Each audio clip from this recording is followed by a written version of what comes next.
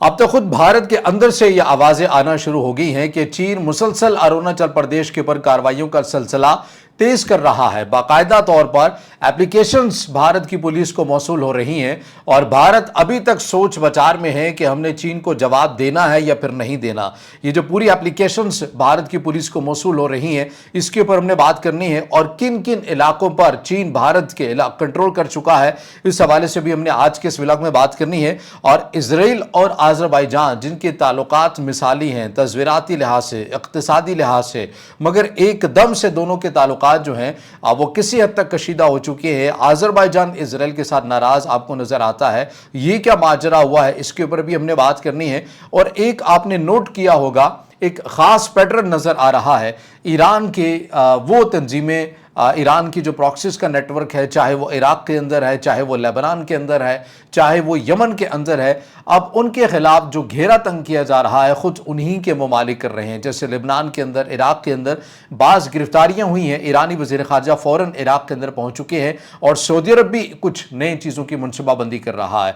तो 2 से 3 डेवलपमेंट्स हैं आज के इस व्लॉग में, इन पर बात कर लेते हैं। तो आगाज़ करते हैं। अस्सलाम वालेकुम। आज तारीख़ है 29 जून 2026 और मैं हूँ रज़ा अब्बास। आपसे दरख्वास्त की वीडियो को लाइक और चैनल को सब्सक्राइब जरूर कीजिएगा। सबसे पहले इसी तरतीब के साथ चलते हैं। चीन और भारत का जो मामला है अरुणाचल प्रदेश का, इसके ऊपर क्या हो रहा है और ताज़ा तरीन जो एप्लीकेशन भारत की पुलिस को मौसूल हुई है उसमें क्या कुछ कहा गया है। तो मामला यह है कि बताया जा रहा है कि अरुणाचल प्रदेश के तंगसंग सर्कल में मकामी कबायली तंजीम नाम वेलफेयर सोसाइटी ने, NAH वेलफेयर सोसाइटी है ये वहाँ की मकामी, इसने 27 जून 2026 को अपर सुबनसिरी ये ज़िला है, यहाँ के डिप्टी कमिश्नर को इस वेलफेयर सोसाइटी की तरफ से बाकायदा एक तहरीरी तौर पर एक एप्लीकेशन दी गई है और उसमें यह कहा गया है कि चीनी अवामी आज़ादी फ़ौज यानी कि PLA पीपल्स लिबरेशन आर्मी ने पिछले 6 से 15 सालों के दौरान भारतीय इलाकों में आहिस्ता आहिस्ता जो कंट्रोल है वो संभालना शुरू कर दिया है, लेकिन भारत की तरफ से कोई जवाब नहीं दिया जा रहा। अब इस एप्लीकेशन के अंदर किन किन मकामात का जिक्र किया गया है कि चीन ने इन 6 से 15 सालों के अंदर भारत के जो इलाके हैं अरुणाचल प्रदेश के, जिन पर चीन का ये दावा है कि ये हमारे इलाके हैं और ये हमें चाइना के मैप के अंदर होने चाहिए, उन इलाकों के अंदर या उन एरियाज़ के अंदर 6 से 15 सालों के अंदर किन किन एरियाज़ को अपने कंट्रोल में लिया है इस एप्लीकेशन के अंदर। ये बात मैं नहीं कर रहा, ये बात पाकिस्तान का मीडिया भी नहीं कर रहा, कोई और भी नहीं कर रहा। खुद भारत के अंदर बसने वाली एक मकामी वेलफेयर सोसाइटी ने अपनी ही पुलिस को दरख्वास्त दी है कि पूरी तफसील के साथ कि भाई ये मकाम है, ये 6 से 15 साल भारत के थे, अब ये चाइना की कस्टडी में जा चुके हैं, तो इनके ऊपर एक्शन क्यों नहीं लिया जा रहा है। किन किन मकामात का जिक्र किया गया मैं पढ़कर आपके सामने रखता हूँ। इसमें बताया जा रहा है कि तंगसंग का इलाका है, भारत के शुमाल मशरकी रियासत अरुणाचल प्रदेश के अपर सुबनसिरी ज़िला में वाक़ है। ये इलाका भारत चीन सरहद के करीब वाक़ है और बैनुल-अक़वामी तौर पर तस्लीम शुदा भारतीय इलाका है। चीन इसे अपने जनूबी तिब्बत का हिस्सा करार देता है, ताहम भारत इस दावे को मुस्तरद करता है और अरुणाचल प्रदेश को अपना लाजमी हिस्सा मानता है। अब ये जो इलाके की मैंने बताया तंगसंग इलाका, इस एप्लीकेशन के मुताबिक जो है ये चीन इसके ऊपर अपना कंट्रोल जो है ये संभाल चुका है। अब इस एप्लीकेशन के अंदर इल्ज़ामात क्या लगाए गए हैं कि चीन इन इलाकों के ऊपर कंट्रोल हासिल करके करता क्या है। इसमें बताया जा रहा है कि फ़ौजी और इंफ्रास्ट्रक्चर की तामीर चीन यहाँ पर कर रहा है। चीन की PLA पीपल्स लिबरेशन आर्मी ने रवायती भारतीय इलाकों में सड़कें, पुल और फौजी कैंप तामीर किए हैं। इन तामीरात की वजह से मकामी लोगों के आबाई चरागाहें, शिकार के इलाके और जंगली पैदावार जमा करने की जगह मुतासर हुई हैं।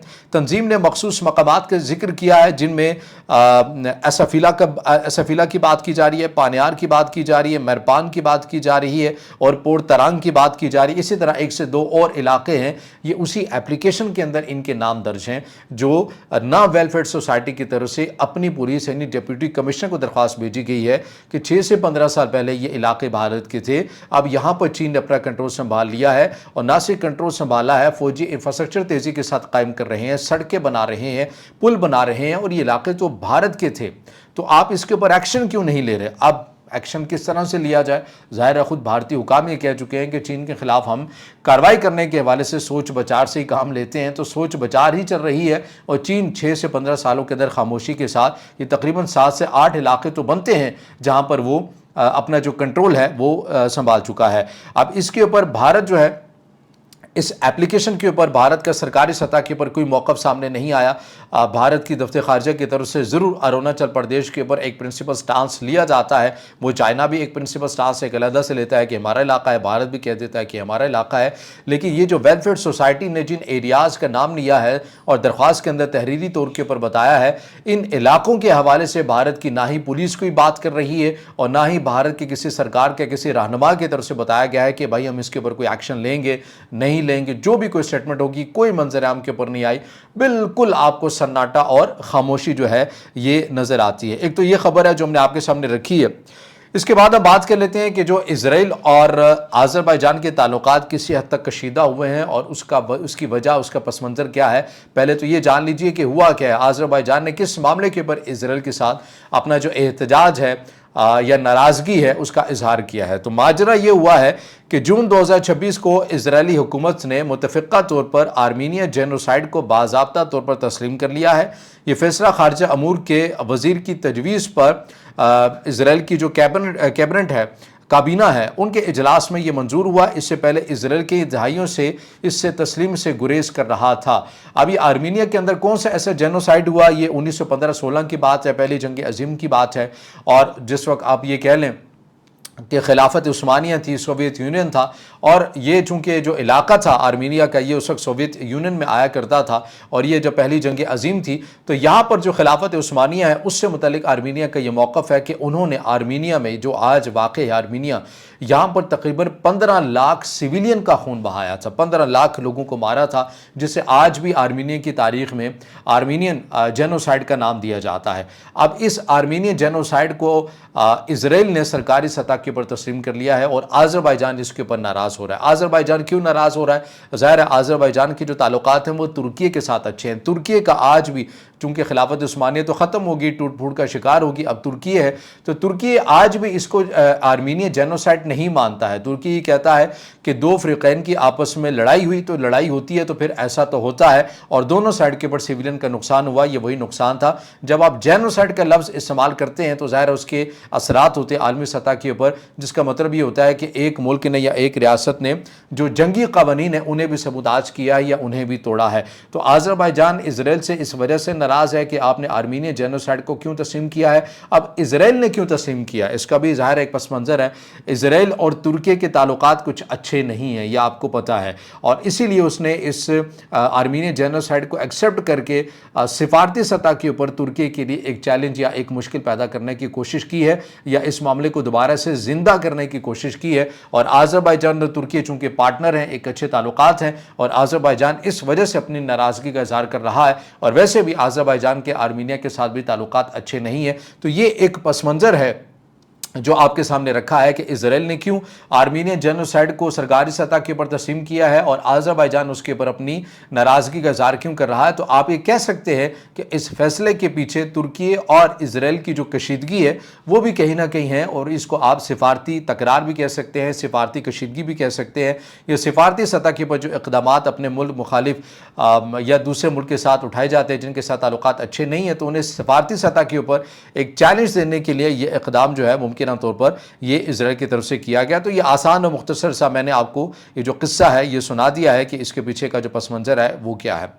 अब आ जाइए जिस खबर का आपने जिक्र किया, लास्ट में इसका जिक्र कर लेते हैं कि ईरान की जो प्रॉक्सीज़ हैं, ईरान का जो नेटवर्क है, ऐसा लग रहा है या फिर ऐसा तासुर बन रहा है कि उनके खिलाफ उन्हीं के मुल्क के अंदर मुश्किलात आ रही हैं। वो ऐसे कि इराक़ के अंदर एक नया सेटअप आया है।